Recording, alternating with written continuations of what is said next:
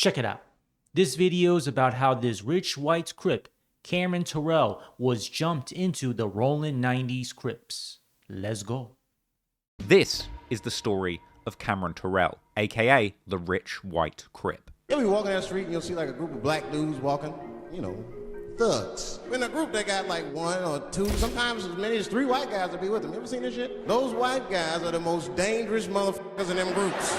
Now, another important location for the Rollin 90s is nearby Jesse Owens Park, and it's believed that this is where Cameron Terrell was initiated into the Rollin 90s Crips, and it's also where he spent a lot of time after departing his family home over 20 miles away from where he lived. In fact, the father of one of his eventual co-defendants would even tell reporters that Cameron Terrell would often pull up to the area in his brand new Mercedes, and over time becoming heavily involved in street activity going on in the area. According to a later LA Times article quoting his own lawyer, Cameron apparently thought that the gang lifestyle was cool, and over this period, in his spare time, he was closely studying gang culture, apparently going on what was described as an LA gang binge, reading numerous books about gang life in the city. And once he'd been initiated into the Rollin 90s, Cameron will begin to be seen regularly wearing blue on social media, hanging around at the park wearing a blue bandana, and riding around the area in luxury cars with his friends. As I've already mentioned, Cameron was known for driving a brand new Mercedes, which allegedly he even became known in the area for letting people borrow. In addition to that, it's also believed that he would regularly give away luxury designer clothes to his gang-affiliated friends. Hey, if you give away your stuff to other people and let people borrow your car,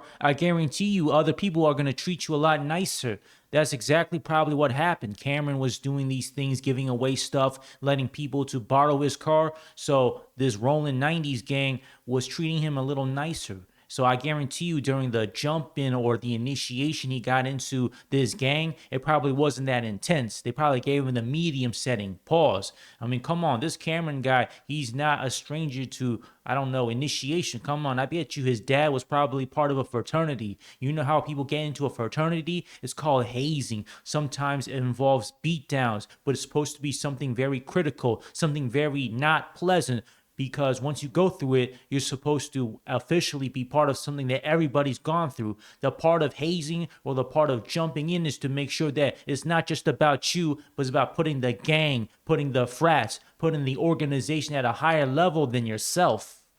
And even Cameron understood he couldn't just jump in and join in, right? He's got to give something in order to get something back. That's why he gave out, his clothing, gave out people willing to drive his Mercedes Benz, so he does something for them, and of course people are going to naturally do something nice for you. It's all it is, nothing more, nothing less.